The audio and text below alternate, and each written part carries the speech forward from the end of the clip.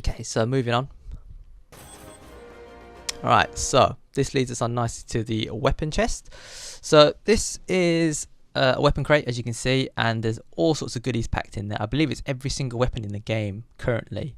There's probably one or two not in there. I think one of the sniper. Well, anyway, there's a couple. Obviously, they couldn't fit everything in there, but there's a lot of stuff. And as you can see, there's weapons, there's heavy weapons, there's sidearms. There's also mysticals as well. So you can use mysticals in co-op, which is similar to, I guess, Uncharted 3, except it was called metal kickbacks back then. You can also buy heavy weapons as well, so you don't have to rely on them being dropped just by enemies. But obviously, you can still pick up weapons dropped by enemies. But if you want to, spend some money, then you can do that. And that's something different in Uncharted 4 co-op. Is that the cash that you accumulate during the match is actually useful for something now. So in previous games, you just earn the cash at the end of the match. It just be added to your rank, and that's how you level up. But in this game, not only do you level up from obviously earning experience, but the cash that you earn actually has value. So the more work you do during the match, the more cash you earn, and therefore the more things that you can buy from weapon chests. So you can help, obviously your team if you want to go for like medic stuff, or heavy weapons if you want to take down bosses. Again, talk about that in a second. And obviously you can just upgrade your weapons, as I said in the previous screen, so level it up to take out enemies more efficiently, that sort of thing. And obviously, you've got your equipment there and stuff like that as well. Okay, so if I just take it back quickly, I mean, obviously you saw there, don't know who this person is, but they're using the Condor. And if you look in the top left corner of the radar, so you see those little green, like, chevrons, sort of like badges. Each one of those represents a weapon chest, and as you can see, the weapon chest on the screen is the one that's closest to us, and that's that green thing there. And basically, as you can see, there's three on this map, and I believe there's three in every single map from what I've seen so far. One in the middle, one to the far left, one to the far right. And so you just hit those chests whenever you want. I don't think there's like a time frame that you have to use it in. Obviously, if you use it in the middle of a round, it's at your own risk. But if you use it at the end of a round or at the start of a round, then it's it's quiet because you're not having to worry about enemies jumping you suddenly. But you can just re-up your weapons, get your ammo or whatever, and tool yourself up, that sort of thing. And again, if you look on the left-hand side, just below the radar, I didn't talk about this earlier, but it does say wave 13 or 15. So apparently the max number of waves is 50. Now, that is a lot of waves, but it is broken down into different matches.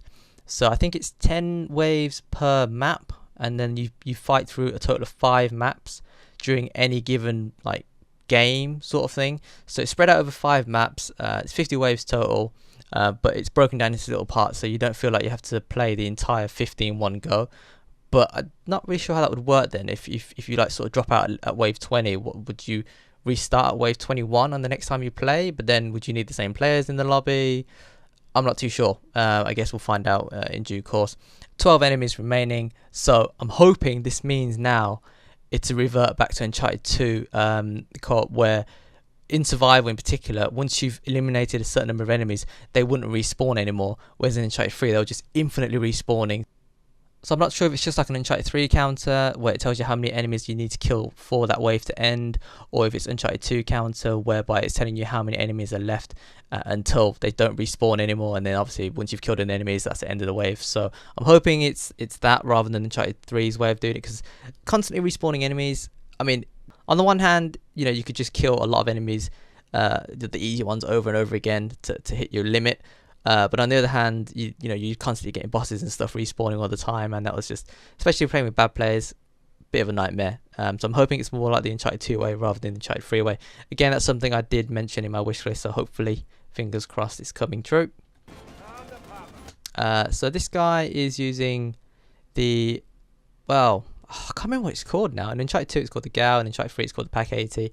In this, it's like a cross between the Pack 80 and the Gal, so it's not like a Gatling gun, but it's more like a heavy MG, I suppose, that you carry around. It features in the campaign. I can't remember what it's called now, but looking forward to using this.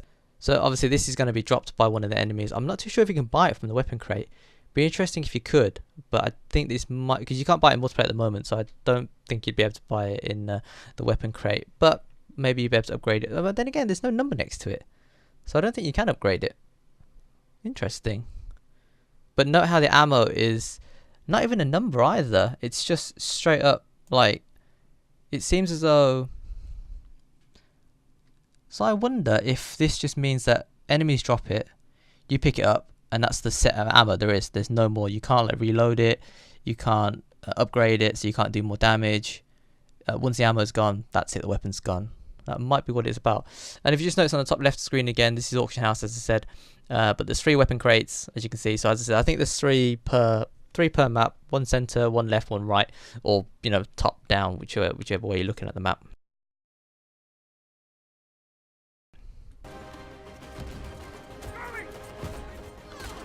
Alright, so there's a few things going on in this scene. I'll just take it back slowly. Okay, so someone here has just used a noob tube, and as you can see, weapons can be dropped and you can pick them up. Not too sure what this red stuff is at the moment. Maybe it's like a power weapon or a pickup or something like that. This scene here is taken from that new map. I believe this is the port map. So near the coast. Again, I won't say too much about it, but features in the campaign. So I believe this is the new map that we saw earlier, where there was a siege with on that like sort of mountain hilltop thing. Again, more melee takedowns, and rolls into. Again, this is the other new map that I was talking about. So I believe this is the prison map, and Drake's just disarmed this character and obviously taking his weapon. But again, more melees similar to the campaign, which is what they said they were trying to do.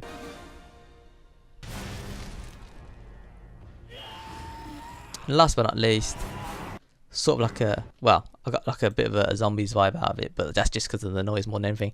As you can see, there will be bosses, slightly different to how they were in Uncharted 3. So I don't know if those actual standard bosses return. Haven't seen any of them yet, to be honest. I know that a lot more of the standard troops carry more heavy weapons, rather than just the bosses carrying heavy weapons, such as like not the hammer, but the China Lake, for example, RPG, that sort of thing. But obviously these are like the bosses, and as you can see, this is the, well, I'll let it roll, and then we'll talk about it. So he's called the Jinn Pirate Lord, and as you can see, they have sort of like a Jinn ability, so they can get around the map really quickly using bursts of flame, or whatever the hell it is. I'm not doing a very good job of this, am I? Let's see. Alright, so, oh, okay, not a very good screenshot, I know, but just bear with me. So, as well as having the main boss obviously attacking you, he's got sort of like little minions, and these are like the Jinn characters as well. So they'll just carry standard weapons, whereas he will use like his special attacks, like flame bursts and ground pounds and all the rest of it. Whereas these guys obviously just use standard weapons. So a bit like maybe the Jinn mode from Uncharted 3, which personally I did not enjoy, and I think a lot of people thought it was a bit crap as well. But they've sort of like mixed it in to form like a boss level, which I don't know. As I said, I wasn't a fan of that mode, and I didn't really enjoy it towards the end of one of the adventure modes either. But we'll have to wait and see if they've made any changes, because yeah, that could be a bit annoying. But it's just one round at the end, and they seem to be a bit more balanced now than what they were before. So we'll have to wait and see. Explosives are very good against the Jinn. Just a heads up if you guys didn't know. Okay, so this section at the end, I don't know if he's about to go down or not, but bosses have a weakness, and once you exploit that weakness, they go into a not a down state, but a vulnerable state. So in this case, I think he's just hitting his knees, and then once he hits his knees, he's sort of open to attack, so you can sort of lay into him, like, you know, put weapon damage into him or whatever, and he won't move around or attack you back.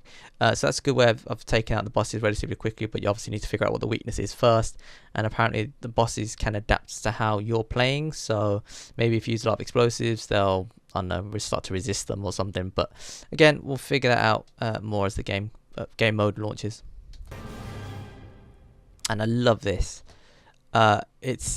They've taken like the silhouette of obviously a pirate lord, but they've used like the background scenery of like the jungle and like the rope swing thingies and the mountain background as well. And then obviously at the front you've got the 3 co-op players being rushed by the mercenaries. And it's just a really good image, I think. Well, it kind of sets the tone, and I think I'm just so excited for this game mode right now. Yeah, so I mean, it runs off with just a bit of PS4 promo. I mean, no surprises there. It's obviously PS4 exclusive, etc., etc., etc. A relatively long trailer analysis, as per usual. I mean, I don't do things by halves, you know me by now, given the size of the trailer. But a lot of information to be gleaned from there. Hopefully I covered everything. If I did miss anything, then let me know in the comment section below. I genuinely would be interested to know anything that I missed. But yeah, I'm just genuinely excited for this game mode. Let me know in the comment section below, as I said, if I missed anything, or if just want to let me know how you're feeling as well. December can't come around quick enough. I just hope it's as good as I think it will be, and I just hope it's worth the wait. That's all I can say. So alright, so that'll do it for today's video. If you enjoyed the content, consider tapping that like button. I really do appreciate it.